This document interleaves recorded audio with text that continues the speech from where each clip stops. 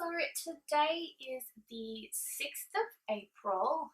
It's Monday and I'm at home. So like most of you, I am in lockdown. We're like a stage 3 lockdown. So basically what that means is we are only allowed to leave our house for essentials, or if we are an essential worker, for work, or to exercise, like, go running or walking or whatever, but basically stay at home.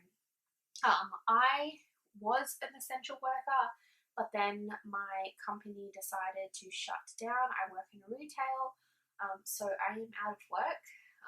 We do not have a time frame of when we will return to work, so it's a little bit scary. Um, I do have a little bit of money coming in from work, not a lot. That does actually stop in a week's time. We have a 2 week emergency pay. Then if we're full time or part time, we're allowed to use whatever annual leave we have. But once that's run out, that's it. So we, yeah, it's kind of scary. I am lucky though. My fiance works in the supermarket, so he is an essential worker. In that aspect though, it's a double-edged sword because I'm lucky he still has income coming in. He works, full time, but at the same time, he is exposed to people every day. Sorry about that. There is a motorbike outside. Like, seriously? Even though we're in a stage 3 lockdown, there are so many people out there that just do not take this seriously, and they're the reasons why this is going to end up prolonging, because they're the people that end up spreading germs. I'm just saying. So yeah, it's a double-edged sword. My fiance is at work right now, and he is in contact with people all day long, as I can sure you imagine. Um, a lot of people are not very nice to retail workers, especially supermarket retail workers at the moment. They treat them terribly, which I think is a shame, because you know what? If it wasn't for people like my fiance going to work and remaining at work, you guys wouldn't have supermarkets to feed your family. Like, he's risking my health and his health by being there, and it's not his fault or any of the other workers' fault if food runs out. Customers are the ones who are panic buying, and it's not the workers' fault that some of the stocks are empty. They are doing everything they absolutely can to get stock in, but if their suppliers can't supply them, then there's nothing they can do about it. They can only give you what they're sent. So, please show some respect to your retail workers. Do not yell at them. Do not assault them. There was a man who literally waited in a car park here in Australia for 4 hours because a young girl told him, one of the young workers told him that there was a limit on some of the items, which I get, which is totally fine. And he wanted to buy more than the limit, and she said no. He waited for her in a car park for 4 hours till she finished. And when she finished and came out to her car, he punched her in the face and assaulted her. Like, that is not okay. People need to calm the F down. Like, I get it.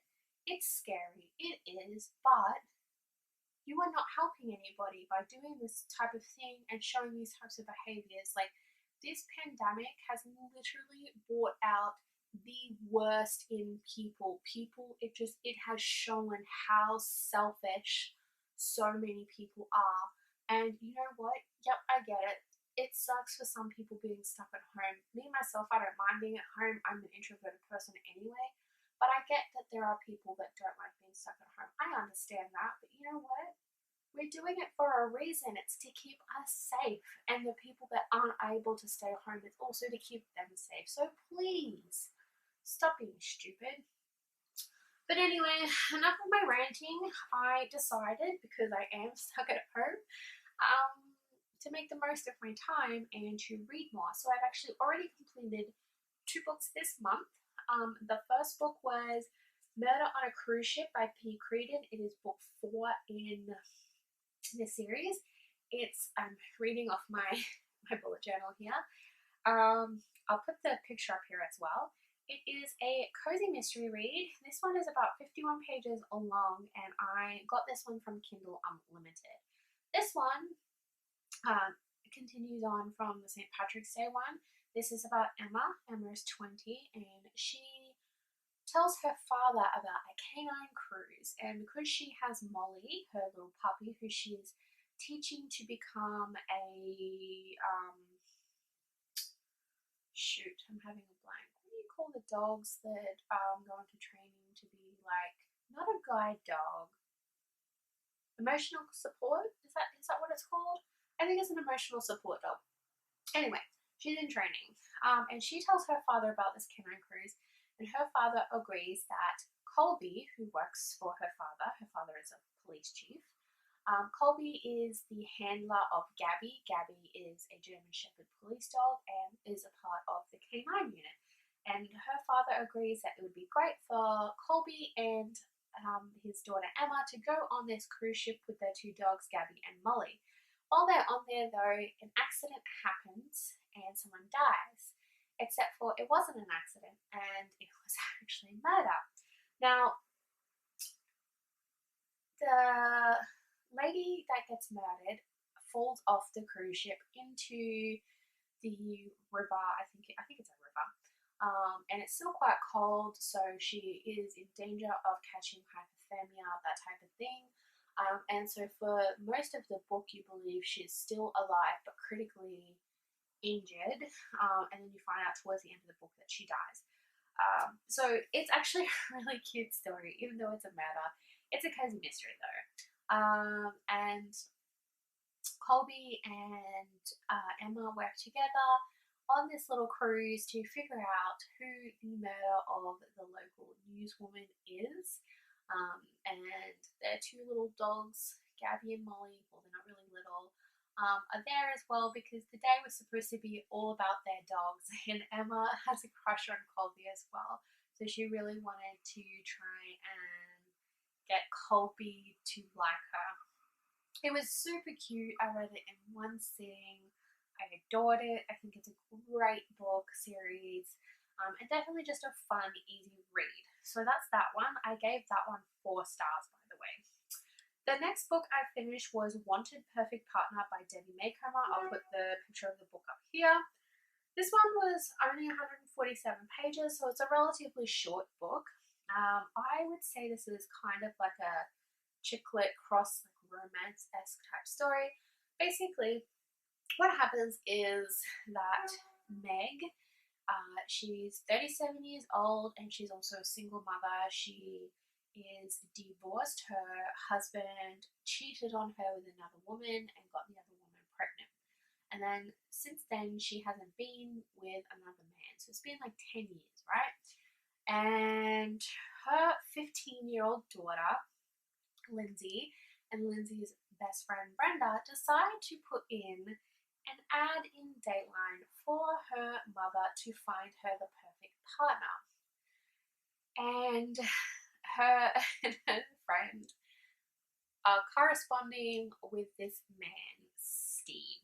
And Steve's sister, Nancy, I believe it was, also does the same thing without Steve knowing, and she responds to the ad, and so they are back and forth in between one another, and the girls tell their mother, hey mum, we set you up, you have a date tonight. And of course the mother is not happy about it and panics a little bit, but she goes on the date because then she feels bad because she doesn't know that the guy himself also was set up.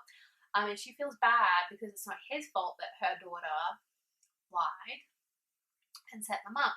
So she goes on this date, and then they hatch this plan up to try and convince the Meg's daughter and Steve's sister that they are not good for each other. And so it goes on throughout the whole story like that, them pretending like they don't like each other and that they're not good for one another, trying to convince the daughter and the sister to like just back off, right? Of course they fall in love with one another, and you know, it does literally take the whole book for them to actually properly start dating. I did rate this 5 stars, but there was a small part of the book that irritated me, and it was basically the daughter, the sister, and Meg, the mother, because first off, if I had a 15-year-old daughter and she did that and was corresponding with some stranger on the internet like that, I would be ropeable. Also, you don't set your mother up like that. You don't know what kind of weirdo is on the internet tricking you, which is exactly what this book points out. But like, that is so disrespectful to your mother as well. And then not only that, but the way that her daughter spoke to her, so disrespectful. And I would have never have gotten away with talking to my mum like that at all. There would have been hell to pay if I was that rude to my mum. And then the way, like, I understand Meg was hurt from her previous divorce, but she literally acted like a child, doing the, oh, nobody loves me, no, Steve doesn't love me, even though he's told me he does, and he's told me that he wants to marry me, he doesn't love me. Like, grow up, lady, you're 37, for crying out loud. Like, that was kind of a little bit pathetic, but I overlooked it, and the book as a whole is cute. It's a cute story, and I love Debbie May Comer's books. Like, her books are great. So that's that. Now onto the books I'm currently reading. So I'm currently reading The Inn at Rose Harbour by Debbie May Comer. This is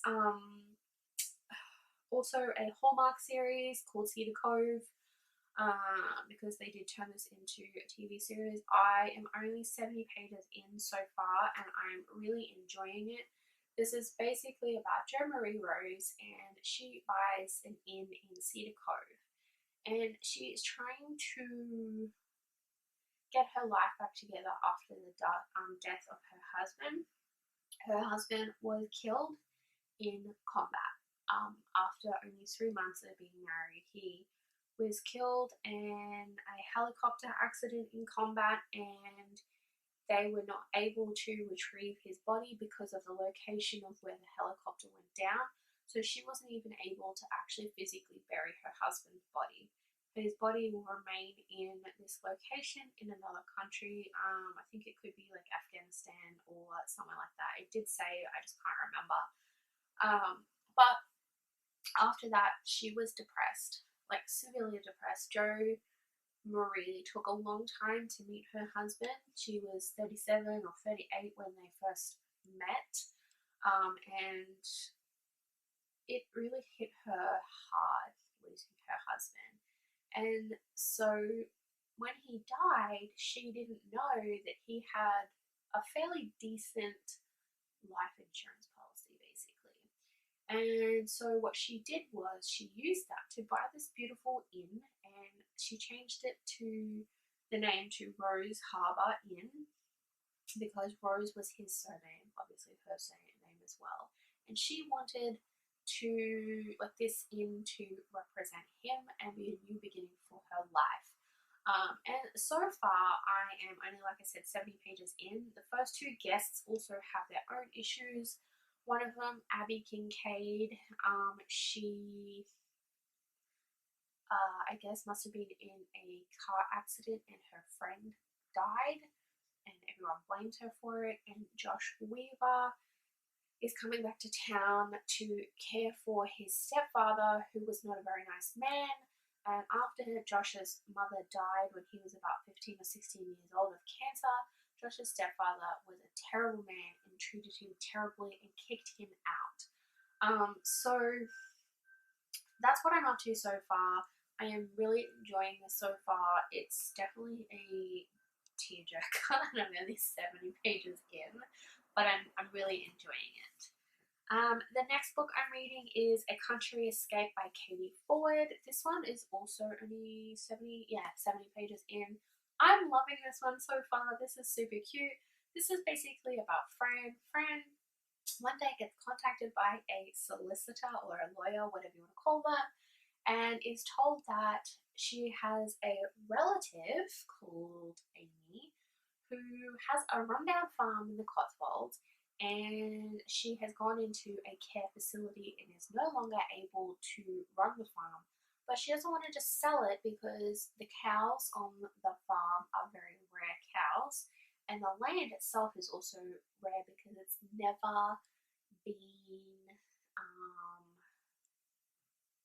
what's the word? Like they've never dug the ground up. It's like it's pristine land basically.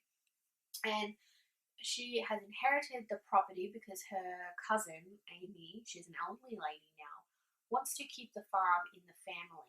And she has given Fran the challenge of if you can make it 1 year and succeed, so make the farm profitable because it's currently not, in 1 year, then the farm is yours. So Fran moves there from London. She's originally a chef to this farm to become a farmer.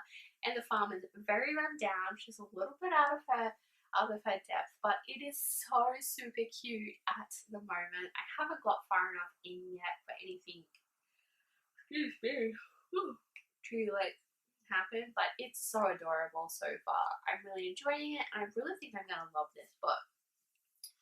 Now the third book I haven't started yet because I only just finished Want a Perfect Partner yesterday, so I picked this book to replace it. It is The Loveliest Chocolate Shop in Paris by Jenny Colgan. So this I'm going to start today. I haven't started it yet though, but if you're new to my channel, what I have been doing is each month I have 16 prompts for books to help me get through the books that I own and also to help me read more. So prompt 1 was a cute romance, which I picked Wanted Perfect Partner, so that one I've done.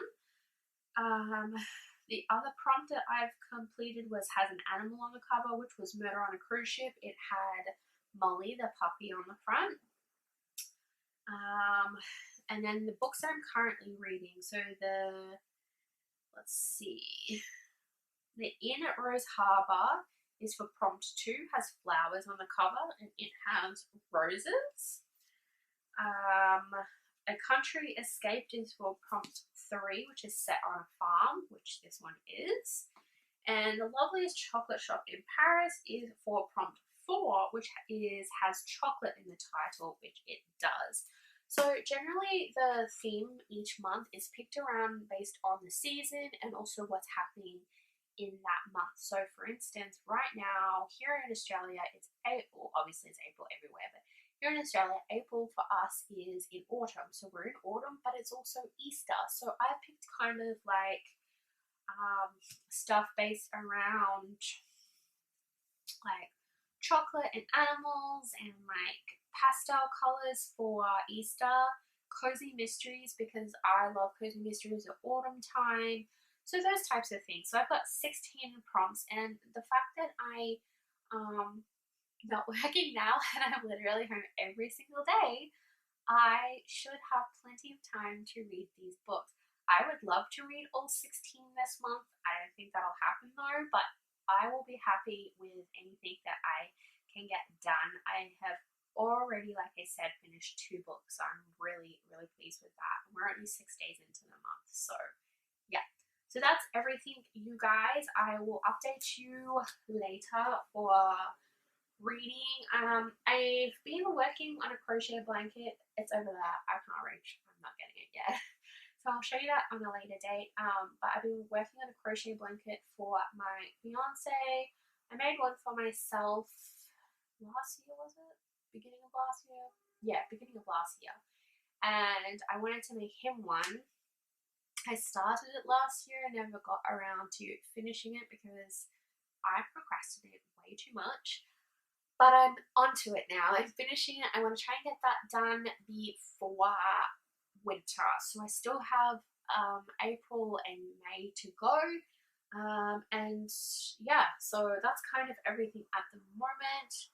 If anything changes, I'll let you know. But yeah, so I am actually going to read some of these now while I can. It is, let's see, it's 1:30. Sorry about that. I normally have my phone on silent, but now that I'm not at work, I keep the phone like the volume on, so that way if I'm contacted by work or Centrelink, I know, because normally my phone lives on silent. If you want me, you will leave a message type of situation. I hate talking on the phone, you guys. But at the moment, I don't have it on silent, so it's 1:30. My fiance finishes at 2:30 because he starts at 6 in the morning. So he'll be home in an hour. So I've got an hour of free time to read, and I'm going to do that. So I will see you guys later. I have uploaded my last reading vlog, which was from the end of February, beginning of March, because that's when I last did one. And a book haul went up as well, and I've got 2 Easter hauls coming up as well. So keep your eyes peeled, and I'll see you guys there. Bye!